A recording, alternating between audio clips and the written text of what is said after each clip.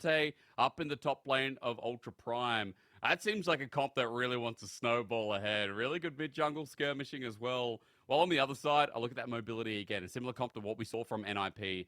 And I kind of want to see how they play through that side lane Gwen and get to the late game. So very different compositions, but we're looking at NIP to get to those 3 items and just power ahead into the later stages of the game and really play those 5v5s, while picks for Ultra Prime, I think, seem to be the name of the game to make it pretty easy to identify.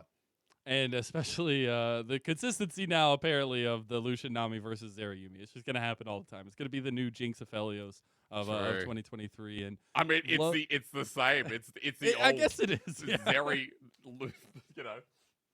It's the same concepts, though, different execution. But a couple things going into this one. I'm sure we'll jump straight into it in just a moment. But big names on this one. A lot of storylines coming into this one. Into a new year. Does all-out aggression work for the Ninjas in Pyjamas? V5, known for XLB, Dream, Photic, Zhuo being extremely aggressive from early on in the game, and it has been to their detriment in a lot of cases. Whereas on the other side, Ultra Prime are coming in with so many unknowns, but also a lot of, respect of the game coming in here, because you do have the addition of Ning, Baolan, the continuation of Doggo in the LPL, who had a really rough year last year on BLG, and then bringing in Hery and Qing. Qing, by the way, greatest beard in the LPL. That's my bias. Oh, God. Mazel, I'd say the opposite, but you're a caring man, aren't you? And that's what matters. I will say, Qing is someone who... 2022 first team all-pro. There's a lot of aggression that can be tempered into a beautiful weapon here for Ninjas in Pyjamas. As we finally get into Summoner's Rift, there was apparently an issue with Invincible reconnecting to the game. I'm just trying to find out. That is game number 1 we're experiencing right now. Mazel, hello. All right. Well, we got a little bit of fighting early on from both sides. No kills going over. We spotted about 45 seconds into the game. Bot lane was a little bit chaotic, but we'll actually see, does a ning go for an aggressive early jungle path here as he's positioning around? It could be part of the early kind of flipping of the table here for Ultra Prime, where I will just say Ultra Prime did not have a satisfactory end to the year last year. No, I mean, it was pretty sad, right? Because I think if we look at last year, Mazel, Ultra Prime were a team that we saw the potential of, but it never kind of came into fruition. And I think they've been a team that have always had a couple of great games in the season, but then it's just kind of always gone downhill. So definitely a bottom tier team in the LPL versus NIP, who, V5 were expected to go to Worlds last year. They've changed their roster completely. Yeah. As we said, Dream is taking over where Rookie once stood. Casa was there. There were some issues within the team. Shalom did come through towards the end of the split, but Shalom now in his own stead. PP God's gone, you're right. Zhuo taking over, who's been sitting on the bench for a while himself. And, dude, even topside, Rich didn't have a really good summer, so I'm not surprised they're starting Invincible when I think they're going to try and see what dynamic works best. So, NRP with a lot of questions to answer here today as well. And Mazel, especially in this comp where we are looking for them to just hold the line and keep the game going as long as possible, because there's some really good scaling here. There's going to be massive dynamics in the 5v5, but more importantly, that Gwen in the side lane is going to take over. While for Ultra Prime, I want to see how they can speed this game up in the mid-jungle 2v2 around these first couple of neutrals. And then you're going to have a lot of explosive power, and it's about finding those picks to really build the game's tempo up for them in game 1. And I think big focus is for me, if you're really looking for where eyes on are for these matchups, it definitely relies a lot on Xiaolong Bao versus Ning. How does that kind of duality work? Who gets the aggressive stance in the jungle? But especially for me, it actually relies a lot on Photic and Doggo. Because Photic having, incredible aggressive moments, but Doggo really needing to show that 2023 can be a come-up year for him. I mean, 2022 is something maybe he doesn't want to write home about. I think the environment in BLG was just rough for him. And, I didn't mean to drop the pun there, but I think it was a rough year for him where Crisp was doing a lot of the carrying. Bin was someone who came in, and I was really impressed with Bin's performance, as we saw yesterday. Still am. Yeah, I think he was 1v9ing, dude. Literally. Oh, yesterday was such a big day for Bin, despite losing. And, you know, Doggo was just kind of in the middle of that environment, so I hope this is fresh for him, and I hope he, you know, gets added guidance from someone like Baolan, who is a world champion. Because now they're going to be under pressure, Mazel. They're getting ganked in the bottom lane by Bao, who's waiting this out. So get spotted out. The exhaust comes through. Immediate cleanse flash will get Doggo out of there. And yeah, just a little bit of background for Doggo. Obviously, was sharing time with Uzi last year. Really wowed the world at MSI 2021 as an E-sub for PSG as well. And it's something you want to just see a continuation of his growth in the league, right, coming over to the LPL. But the other big factor, I think, was the Ning and Bao situation, the jungle matchup here. And we see some feelers going out from both junglers so far, and nothing coming up of it just yet.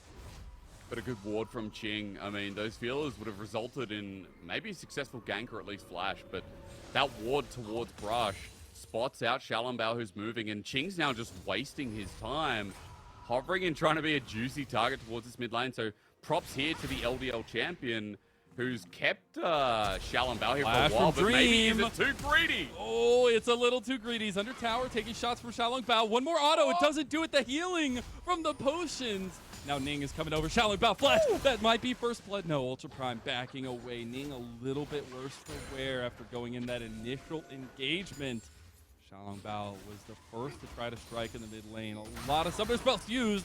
And Ning, he does have the, at least to get out of there, the devastating charge. And Ning's still hovering over this mid lane. And since we're seeing so much focus on the mid lane, let's talk about that a little bit. We did put a little bit of a spotlight on Dream and Qing, but maybe not the big focus. They are still so crucial, right? You have two newer players coming in, Dream with a little bit more track record in the LPL, but both of them still very much trying to get their grit in what is one of the best leagues in the world.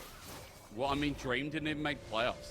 So he went back down to the LDL after Rookie came back from, you know, unfortunately there was some family business in Korea at the start of summer. And, you know, when Rookie came back, Dream went back down to V587. And in that LDL team, they didn't even make playoffs. They, you know, dropped out quite early through groups, and that was the end we saw of Dream. So it's a shame he couldn't continue that amazing quality he brought into the LPL.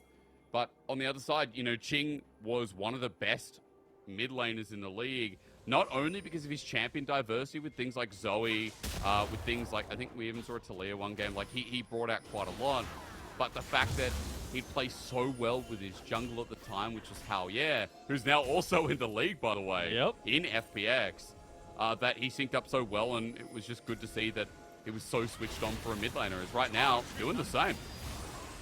Trying to, and the connections are so important. We saw that with RNG last series, right? Connections between jungle and the rest of the team are so crucial in the LPL and the early advantage that we see. And I think when we're looking at these compositions, right, we do see a lot of scaling factors, I feel like, on both sides.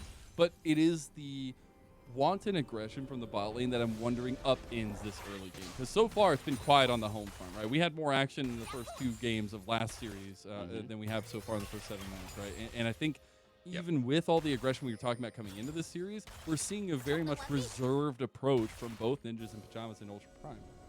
Which is always going to work out for NIP with these comps. Just to put out there again, you know, reserved approach, kind of feeling the waters is going to work out for NIP. They're only 500 gold down, but I'm liking the way this early game's going so far, where it has been a response from Bao just to hover around his mid laner. Even though he was spotted out, he wasted the time of Qing, and even, I mean, it was the other way around because the flash was burnt. It was a bit greedy of Qing to walk back in, but I guess he probably thought that Bao had left and thought, nah, there's no way he can be back as Ning. Oh, Ning getting engaged on here. Power unleashed. Nice. Do just that. 1 kill, first blood to Ultra Prime.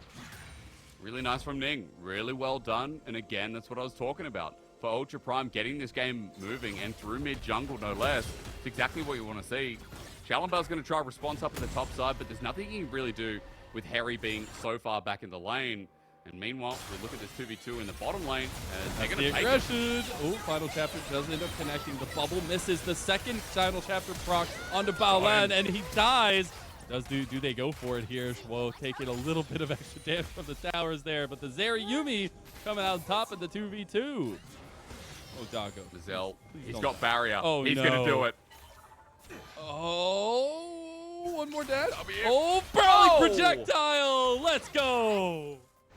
And that's huge for NIP. The bottom lane winning the 2v2 against the Lucian Nami, but they're just going to wait because Ning has spotted him out. The barrier finally comes through, but Photic is still going to die.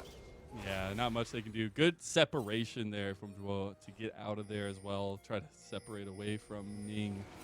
And it looks like Ning he's been very, very open with his aggression, I would say, in terms of these early flashes, finding the cleanup kills, and maybe that's just the game that Ning is trying to pick up here. Some reactive jungling coming through. It's kind of been everywhere so far. So props to Ning with his return back in the LPL. Like, it has been, I think, 2 years now. Yeah, 2020. He left in 2021. Oh, yeah, no, sorry, Mazel, maybe 2 and a bit. So it's been a hell of a long time for Ning. And remember the last time he played was in those regional finals where IG only just missed out on going to Worlds thanks to LGD. So we'll have some nice stories for you when Ultra Prime and LGD finally go up against each other. As in his return, a great start, but the ball needs to continue rolling here. The problem is that 2v2 kill is still so meaningful, where Photic was able to pick up quite a lot from that. The CS advantage actually in their favor by about 5 as well. And I will say that, you know, Ning might have to push his presence down to that bottom lane and stop Photic from kind of becoming a behemoth early on. So this is a bit of a side tangent, but did you know that Ning is a sneaker collector? He's going to try to collect the Ninjas with Pyjamas sneakers. Oh, he gets out. Dream survives with a smidgen of health in the mid lane. Goes awry for Ultra Prime. He shouldn't have, though. God, that unleashed power was so close, and it took Doggo's ult as well, Mazel. Dream will be able to teleport back, but with those 2 ultimates down, I kind of wonder if NIP now positioned for Dragon with so many resources used. They are looking for Photic in the bottom lane in the meanwhile, though, and he might be in trouble depending on what this Yuumi does. He's staying. Oh my god, Doggo! Doggo, what is happening? What? He just gets locked down. He doesn't go down, though, and it was all just a bait because Ning is wanting to clean up Photic for a second time in a row, but Xiaolongbao is now here as a response, and Ning backs away. Doggo maybe should have died. He's not Photic just stood there in front of 3 people and took those odds. I mean, Photic and PP God, remember Mazel last split? They were iconic for taking on 2v3s that they had no business winning, especially with Senatam Kench. That was a nice little start for the duo to do the same thing. It's looking good, at least in terms of synergy here. NIP will also take the Dragon #1 of the game. It is 11 minutes and 20 seconds in, so maybe not the most priority. We did have also Rift Herald for Xiaolongbao, and he's looking mid lane. He has the Cease and Desist available, but now we're getting a 1v1 in the little talked about top laners. Hery versus Invincible, both using their ultimates a little bit wide. We see Hery go back in with all that movement that Ksante has. Nothing gonna come of it. It's just the 1v1s, but Xiaolongbao now on the prowl for bot lane. Doggo steps back up. That might have been 2, but what? The communication is just so off. He dashes out, survives. You get a little bit of that devastating charge range, but it's not enough, and Doggo actually expertly dodging out of the last end of that engage means that they're set up to follow through with a reactive play of their own. And Doggo's lucky to be alive, as you said. Cleanse was burnt there. Zhuo has to exhaust on the way out, but Xiaolongbao still going to commit with the Rift Herald down in bot, which means they're trying to channel all the gold in onto Photic and push out Doggo even further. This is going to be massive, Mazel. Despite the play not going well, yeah, the plates will be shared, but mainly Photic getting so close to his immortal shield bow this early on. NIP are in such a good position in this early game. As messy as it is, I don't think it really it could be going that badly for them if they're ahead in gold and they're able to get pretty much an immortal shield bow on Photic at this time. Yeah. I do want to check in on those items as you were kind of mentioning towards it. We got the Chempunk Chainsword completed for Xiaolongbao. The shield bow is now on Photic. You also have the Divine Sunder and the Ludens on Qing and Ning, respectively. My man, that's big. You know, immortal shield bow coming through before Doggo is able to get the Gale Force. On the other side, Divine Sunder and Luden's Tempest is, of course, always worth a mention, but we'll have to see what Ultra Prime are able to do, because it's just been that one gank with Qing in the mid lane where Ning made himself known. Apart from that, there hasn't been too much to speak of, so I feel like we've had a lot of little skirmishes, but Mazel, people are so lucky in this game. This is like the 6th time with Doggo just before that someone didn't die when they should have. It's just going to be the consistent key here, I guess, in the all-ins like last series. But it is just a little bit of pressure tempering here from an IP as they look for good jungle pathings into the enemy mid lane, try to find something, as now we've gotten a change up of lanes here for Ultra Prime, and they're trying to pull off a little bit of an RNG play from the earlier series as they bring up Hery, Ning, and Baolan and take down Invincible under tower. He's still immune as he uses the Gwen for a little bit longer, and Ning goes back, gets one more tap.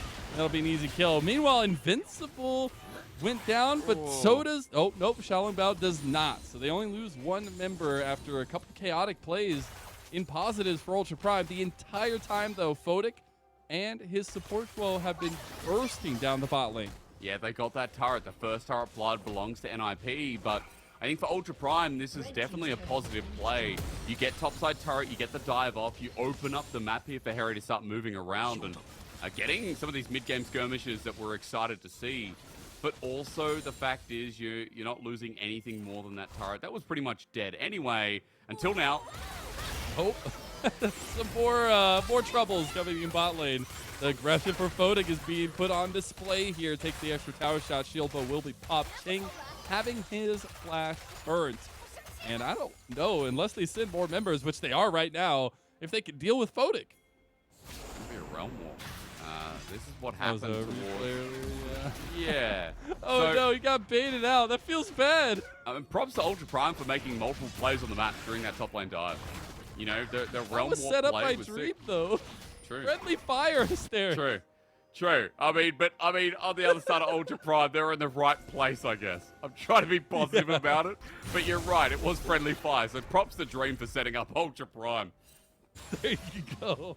That does have the ROA or the Rod of Ages available now too. So starting that stacking, maybe he's just telling, don't worry, Bao. We'll get to it later. We do have Dragon coming up in about 40 seconds. Would be a second Dragon for the Ninjas in Pyjamas or a first Dragon for Ultra Prime. And it's very obvious that Ultra Prime are positioning around this mid lane to try and get priority and try to kill Photic at least. Oh, Doggo. That's a sidestep from Photic. I mean, it was really nice angle there from Photic. Positioning like he's going down, then quickly pass back up. Baiting out the culling is good, but Mazel, I'd still be confident to fight as Ultra Prime here. One item on Syndra, one item on Lucian with Serrated Dirk, and an Imperial Mandate is one of the biggest buffs out of any support. So I think right now, you're looking at Ultra Prime to be confident in this second Dragon, and especially with the Herald, this should set them up for success here. Good indeed. Second Herald is charging onto the mid lane. I don't think the tower just yet, except maybe with the procs here. So another tower will fall in favor of Ultra Prime. We'll try to get a second charge here before they pull back to go for the Dragon. They have a flank coming out from Bao. Not going to commit to it. Was spotted out by the beautiful warding of Ultra Prime. And Invincible taking his turn on a tower, gets the top side outer tower while Ultra Prime concedes the Dragon. It's important that NIP are not just trading for nothing, right? They got the first Dragon, they've got the second one now given over to Ultra Prime, and you're right, the gold on Invincible is going to be quite big. They try and push through the mid lane, but Ultra Prime are not going to be giving it willingly. So gold is still pretty much even. In fact, advantage for NIP is still there. It still looks like a pretty NIP favored game, remembering that the scaling was talked about at the start, that we looked at this Zeri, Yuumi, the Ryze, the Gwen insides later on. Even though Syndra's changed with, a little bit more elements of scaling added into her kit, you have to look at how this comp operates, and if NIP are able to force around the third or fourth Dragon, or even Elder, Baron later on, it's going to look pretty simple for them to take out an all-out 5v5. We got the Jack show completed for Hery here. Something we haven't seen as much, it feels like, but I'm very excited to get this item, which was just the same as Conquer used to be, or Ravenous Hydra, just take it on any champion. But Ksante definitely fits well in this situation. And I think now that we're getting a little bit of that tankiness built up for Ultra Prime, they'll feel more confident fighting over these objectives and maybe even pushing into the towers. And Hery will just be a Ksante let loose onto the map. Oh man, he's already got the Jack show. We'll have himself a Sunfire as well coming up second. So going to be able to deal with a lot of that damage coming through from Photic, who went for an and second as we spots out Photic, Ning. That was so clutch. That was Yeah. actually so clutch from Photic with the Ultra Shock Laser. It was a close call, but Ultra Prime are going to continue this fight. However, I'd be scared Oh because my with God. Realm Warp coming through, it's a bait. Baolan. Well, Okay, Tidal Wave goes a little bit wide. Tower does fall, and this is a free 5 for Ultra Prime, but Ning flashes out, gets the double Cyclone activation. Hery is taking Invincible on the side. He's not able to find it. He has a knock-up. He gets the knockback. Hery dashes out, though, and nobody falls. But Photic wants to make that happen here for NIP. Can't find the damage, and again, it's just a stalemate, Hysterics. so many stalemates. 5 kills. What should have been like 10, 15 by now? Dude, this game is whack, and I have to say, honestly, every time Ksante ults, I think, man, you know, the distance just gets larger or something. Because journey over the wall, it's like Invincible was the max width away from the wall, but enough for Kasante's ult to calculate it and then push him way past it. So just sent him over to Narnia in the meantime. Scientific question for you, Mr. Yeah. Hysterics. If the journey through the wall of Bard is called the magical journey, what is the journey through the wall with Ksante? Don't say his ultimate name. What is it called if you go through the wall with Ksante? Oh, man. A painful journey? Is that? I don't know. Rock solid journey? Like, it's There always you through go. terrain, isn't it? Tunneling? I don't know. Something like that. We'll workshop it. We'll workshop it. We'll get back to the league about We'll it. get there. But, You know, casters are inventive. They'll find a name for it for sure. It is something to keep an eye on, though, especially with that separation that you're talking about. Ksante does add so much in these team fights, where I do feel like a lot of spacing is already available for Ultra Prime's team fights. And you saw Ning beautifully utilizing the clone with the second activation of the Cyclone to get distance away from the party. You do have NIP trying to be ninjas in their own right, going for the engage on the mid lane. Doggo got the cease and desist used before he flashed, so he's just out of the fight completely. And this is just a really rough position for Ultra Prime to defend against. I love that NIP could just continue turtling this game out, but every time using the peak potential of Vi, this is a much better Vi game here in the LPL than what we saw out of the last game out of Aki. And suddenly NIP are set up for better positioning, better warding around the dragon. They can get themselves some of that deeper vision that they were looking towards. And with that pick on the Doggo, you've just given another kill over to Photic, who is too close to his third item. In fact, hang on a minute. That's going to be a Titanic Zeri. Screw Infinity Edge. As we look at the replay Something again. I love here. Yeah, it's just the connection of the cease and desist on the Doggo. There's nothing he can do about it. Why did he flash? Yeah, biggest question. it's a bit of a rough situation there for sure. And I think I do want to highlight, and I already talked about him a little bit. I'm going to get on my soapbox again his character. Shalom Bao has been such a prominent player for me in the LPL, and seeing his growth even behind and sharing time with Karsa last year, the fact that this organization is willing to commit to him to the beginning of the season, how many incredible mechanic outplays we've seen from this guy, the aggressive pathing in jungle that has led to just blowout victories for V5 before, and I am just here for the growth of Shalom Bao. Yeah, I think you're spot on, because he's a player who, remember, came through from V587, and Shalom Bao was darting around with Wei for quite a bit. The old story was that the RNG jungler was, you know, taking his place, and then vice versa when he went to RNG. But Mazel, I have to pause, because story time needs to come later when third dragon is up and when both teams feel confident, especially because Photic is so strong. I'd be looking towards this Zeri to be unhinged alongside Invincible on the Gwen now with the second item in the Nashes. But all it takes is a pick, because they almost started up with someone like Qing. Almost getting the follow-up with Hery there as well. The scat of the week doing a lot of work to separate the fight. And that's where that spacing I was talking about for Ultra Prime comes in clutch. But spacing is not going to help you if your health bar just gets taken out immediately. Hery is down. Ksante is down. And Dragons on the board. NIP feeling very renewed with this this pick-off on Ultra Prime here. And they might find more. No, Qing is down first. Photic will immediately follow, but Ning is in some trouble himself here. As Shalom Bao goes forward with a little smidgen of health, but it is a trade back 2-for-1 in favor of NIP. Both junglers are still alive. Ning has Smite, Shalom Bao the same as well, but there's no AD carry for NIP. And that's what I'd be concerned about, is bursting down this dragon. As Mazel, I think we're going to flip this one after the yakety sack before. I am here for it. Ning, does the OT Jungle King have what it takes? He does not. Xiaolong Bao denies the steal. That's a good second dragon for NIP. Gold lead goes with it as well. I just love how Qing decided to suicide face plant, all to kill Photic in that play. And to be fair, you know, he did get the shutdown away from this array from the Zeri. And as we look at the replay again, we start with Hery, who about 30 seconds before ran into the whole team of NIP, probably just didn't expect them all to be there. And then Ultra Prime paid the price. And so we're stuck in a 5 versus 4, right? And it's Ultra Prime rotate back around Qing. Great scout of the week to start it off. Then the face plant comes through. And a good ulti from Ning to kind of recover the play. So Wukong playing pretty well here for his debut game back. And at least trying to recover some of the play that was started off with Hery getting caught out. Yeah, definitely be happy for Ning with a 3-0 start to the game in his first series back here. And Cyclone's coming up now. Xiaolong Bao is waiting in the bush. Both junglers having ultimates available, having that initial engage for their team up and ready to go, while priority is gained at mid lane by Ultra Prime. There's one thing I want to mention, that the Baron for NIP in this game is very fast. It's always a threat, so Ultra Prime have to keep their vision around this game, really centered around the Baron. I love right now working as a team, moving up as a unit and getting some of that deep vision, but you have to look at what it takes when they try and cycle around this Baron pit. That Dream now split pushing is adding the pressure, but Hery's going to match him at least. Noodle fights in the top lane. Nice.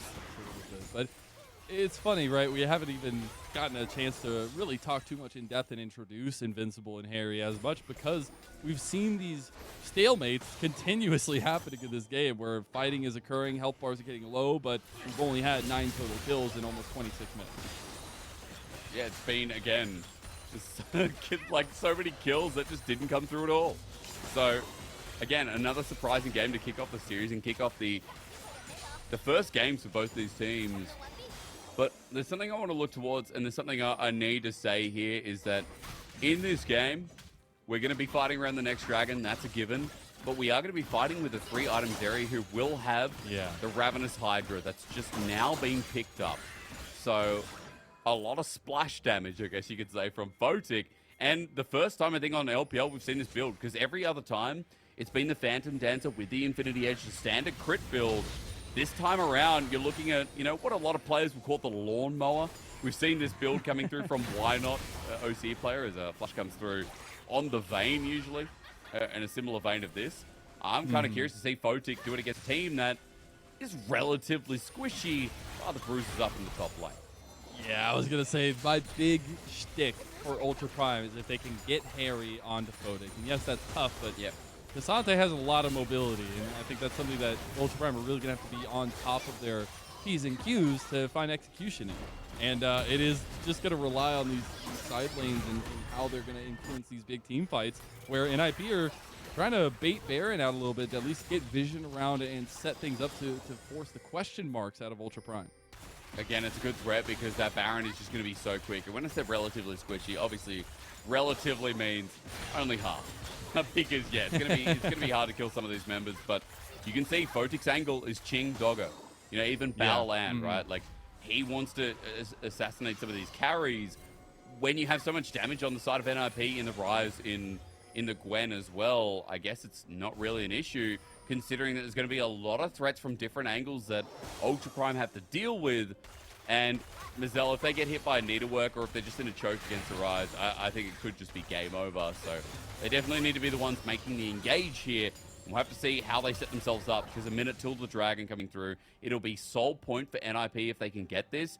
And I feel like it would just be a bit of a nail in the provincial coffin that is this game, even though Gold's not that far ahead, but just simply because NIP would be setting up a fight for Soul on their terms. Yeah, and we're getting to a point where we're having 3 items on a lot of these very hard scaling picks for NIP, and those fights come harder and fewer between, right, for Ultra Prime. I will say, like, having the Force of Nature now for Hery, the Ksante is going to be ridiculous, and I'm very much looking to execution for that, and the pickouts that are potential for Ultra Prime. It's going to be hard to do any damage against in 3 items as strong as Xiaolong Bao. Oh, good. A little bit close there for Shallow Bout. Maybe thinking twice on hitting the cease and desist on that one. But, you know, you catch Doggo out, it might be worth it. Invincible, having used the Shroud there. I mean, Doggo has been getting caught out. Like, that half of the health bar. He has a Nami, but that's how much burst damage is coming through. Is they're just going to start dragging and force Ultra Prime into their territory. A bit of vision gain here. They have the Scribe's Word Dragon getting so low. Shallow Bout baiting it out. DC coming in on a Hery. We'll see the Dragon go over to Doggo. He gets the redemption there, but afterwards, it's the quick final chapter to end the chapter of Ultra Prime here in this game. It might just be a snowball as Doggo under tower. Try to outplay Invincible. Invincible can't find the kill, but mid lane tower is the focus of the ninjas in Pyjamas. But what did it cost, Mazel? It cost everything. Baron is a quick fix here for NIP. It's going to go down so quick with just these 3 members as well. Not only that, but they're going to be able to get this inner turret through the mid lane as long as Dream is able to commit and just auto-attack here, which one more says yes. So it's a gold trade for NIP. They wiped half the team in doing so, and with the Baron, with this side lane threat and the Gwen that's already beefed up, with the Ryze, I'd have to say that still wasn't worth what it cost for Ultra Prime. The only thing I'll say is the extra 5 minutes might somehow come out to a benefit for them later on. I think that's a big thing to stop, but the fight afterwards is so rough. So, a good steal from Doggo. I want to point out, Shallow Bout altered Ning's clone, so that's just unfortunate to watch. We weren't going to talk about that, Hysterics. Right? Nah. I had to, dude. I had to. And even though Ning gets out and Doggo as well, if only just. They picked apart the pieces. NIP got themselves an infinity edge on their Zeri. Photic has 4 items now. Yeah. So this lawnmower is going to start tearing up even further. As even Invincible on the side lane with the Zhonya's Hourglass is going to make that much of a difference. Being able to buy time for the rest of his team with this Baron buff and bring the rotations around us. Look, no fear. Oh my god. Just blind with the scanner. Almost takes out Baolan, and Photic does just that. Ultra Prime just have no stake in the game anymore. That's a double kill for the 2022 Spring All-Star champ, and now Photic clean it up even more. That's 4 for 0 for the ninjas in Pyjamas, and maybe even a quadra kill for Photic, but a hell of a start to the season for NIP and a 1-0 victory in this best of 3. They've changed their name, but definitely haven't changed their game with core players like Photic really racking up the kills in that game. The debut of NIP looks good. And against Ultra Prime that are also rocking the experience, that looked pretty solid from the team that just wanted to scale into the game and get into those 5v5s. It looks pretty rough with how Zeri impacts the late game. Yeah, that 5 minutes did not buy them extra time. It did not. Right now. It did not. So a lot of really good stuff early on for NIP. It felt like the Ning really with his pathing and trying to find all the influence he could early on, but it was the outright aggression and fighting, skirmishing that kept coming out. It felt like a little bit edging for NIP, and then a little bit more, and then a little bit more, and then all of a sudden the game's over. Yeah, and look, you know, props to Ultra Prime for trying to play through the picks of Qing, but you know, there was that one pick in the mid lane, but the rest of the game, NIP were always trading well. You could see that gold grab was just coasting them across until that final team fight in front of the Dragon. And I think you were saying in game, like, there was a bit of a disconnect just with Doggo and the rest of the team. Yeah. He had a couple of good moments, but yeah, it was because, you know, Doggo stepping back up at the turret or not moving towards his team, like, there was just some things that he thought, you know, Doggo's, I guess, not acting like the AD carry you want. So, had a bit of a rough time, but Mazel, I think I would be highlighting the fact that, you know, Shallow Bout in this fire had some really good picks to set up. Dream as well was just rocketing across with the Realm Orbs, but Photic still has that X factor, man. Winning the 2v2 in the bottom lane early, that definitely set him up. That's the most interesting thing to me is, like, Photic has been lauded for this, like, you know, we already talked about it a little bit more, but he's been playing since 2018. Right? Spent a lot of time for top esports, getting replaced by Jackie Love, and now coming in here, right, having some time on the V5 roster in the first place and now in IP, and seeing that he's still able to just absolutely smash even in lane, out of lane, team fights, he also gets MVP. Yeah, hell yeah, deserves it, doesn't he? Photic on Zeri, not the first Zeri tonight to get MVP, and definitely won't be the last this, well, next week at the very least, as this is the end of our week. Or just tonight, who knows? So, take away Photic and Dwar's new laning phase. Like,